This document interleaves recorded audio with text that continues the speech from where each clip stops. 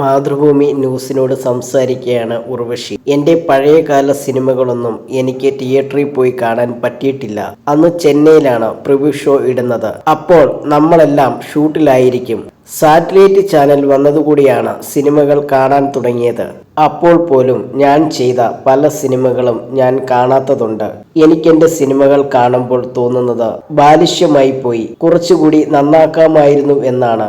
അന്ന് വെറുതെ കുട്ടിക്കളി പോലെ ചെയ്തു അല്ലേ എന്ന് തോന്നും. ഉർവശി പറയുന്നു, അന്ന് സിനിമയിൽ അഭിനയിച്ച പലരും ഇന്ന് ജീവനോടെ ഇല്ലെന്നും ജീവിതത്തിൽ ഒരുപാട് പേർ വേർപിരിഞ്ഞു പോയെന്നും ഉർവശി കൂട്ടിച്ചേർത്തു. ഇനി ആരെ എന്ന ചോദ്യം വരുമെന്നും മരണം എന്ന് പറയുന്നത് മാനുഷിക സഹജമാണെന്നും ഉർവശി പറഞ്ഞു. ഹ്യൂമറിന്റെ പ്രാധാന്യത്തെക്കുറിച്ച് ഇന്നത്തെ തലമുറയ്ക്ക് അറിയാമോ എന്നും ഉർവശി ചോദിക്കുന്നു. കോമഡിക്ക് അതിൻ്റെതായ സ്ഥാനം കൊടുക്കണമെന്നും ഇന്നത്തെ തലമുറ വളരെ മിടുക്കരായിട്ടും അപ്ഡേറ്റഡ് ആയിട്ടും നിൽക്കുന്നവരാണെന്നും ഉർവശി പറയുന്നു. എന്നാൽ ഹ്യൂമർ എന്ന് പറയുന്നതിന്റെ പ്രാധാന്യം അറിഞ്ഞ് അവർ സിനിമ ചെയ്യുന്നുണ്ടോ എന്ന് തനിക്കറിയില്ലെന്നും ഹ്യൂമർ പലതരത്തിലുണ്ടെന്നും മ്യൂസിക്കിനു വരെ ഹ്യൂമർ ഉണ്ടെന്നും പറഞ്ഞ ഉർവശി അതുകൊണ്ടാണ് ഇപ്പോഴും അത് കേൾക്കുമ്പോൾ കോമഡി ആയിട്ട് തോന്നുന്നത് എന്നും കൂട്ടിച്ചേർത്തു.